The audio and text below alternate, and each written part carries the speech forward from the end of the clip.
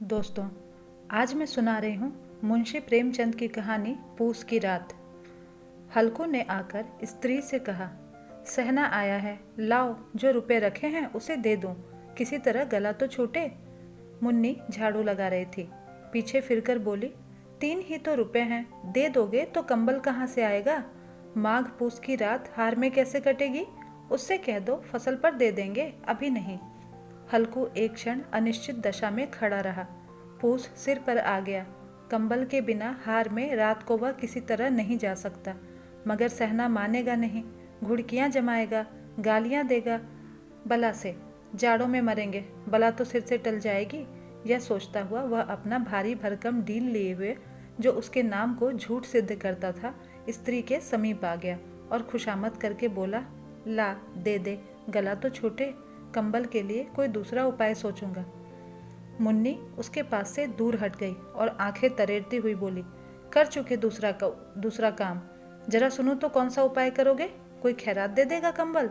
न जाने कितनी बाकी है जो किसी तरह चुकने ही नहीं आती।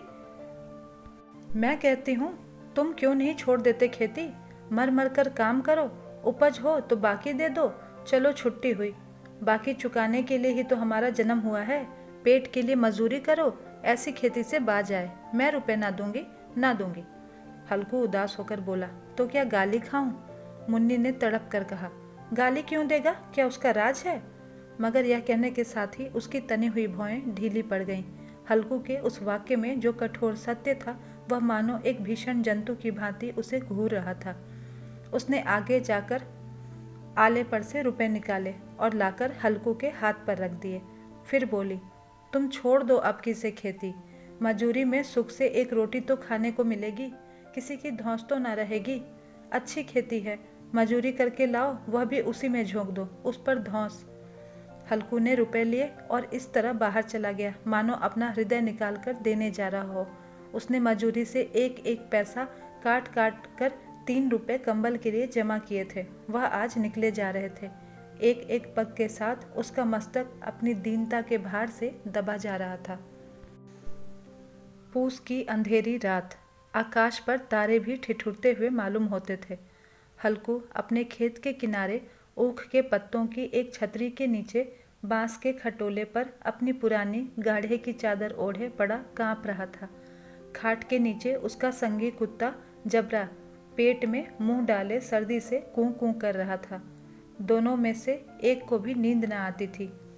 हल्कू ने घुटनियों को गर्दन में चिपकाते हुए कहा, क्यों जबरा, जाड़ा लगता है?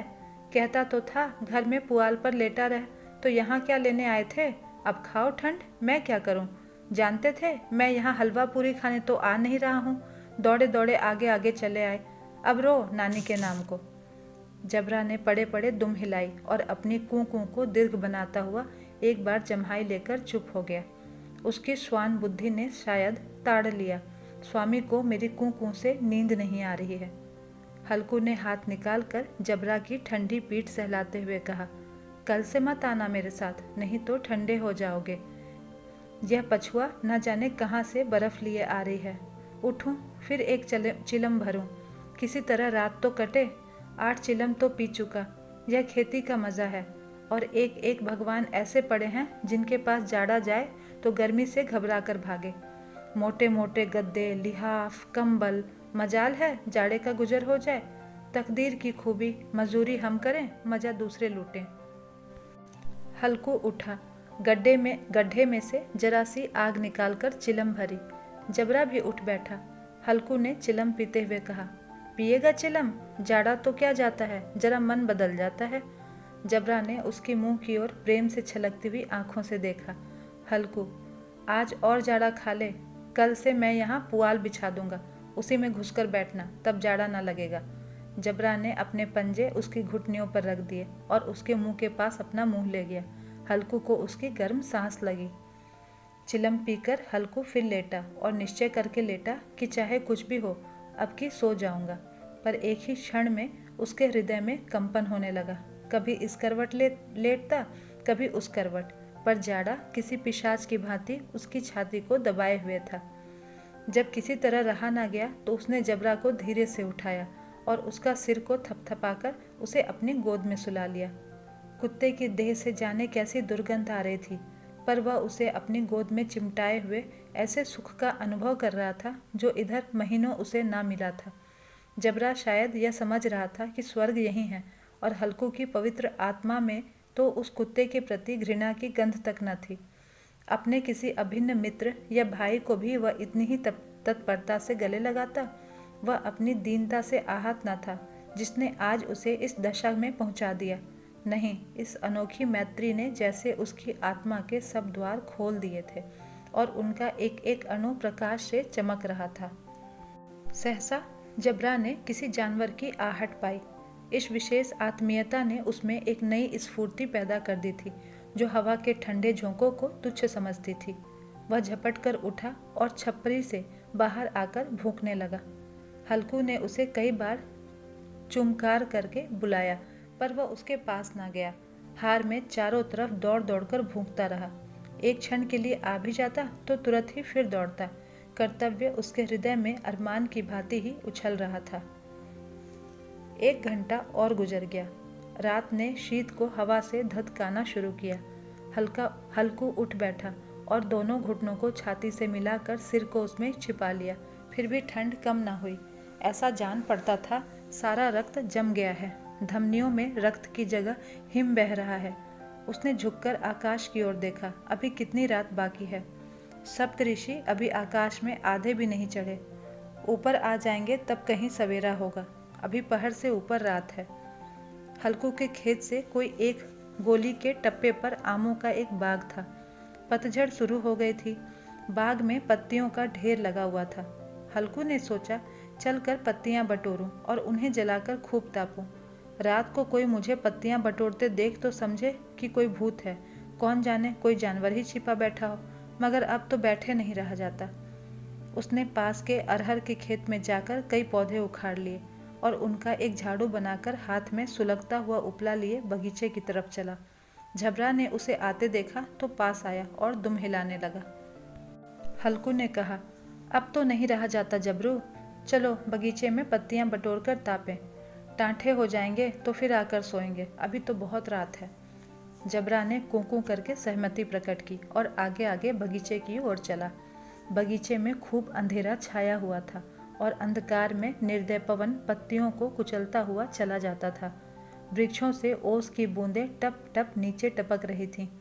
एकाएक एक झोंका मेहंदी के फूलों की खुशबू लिए आया।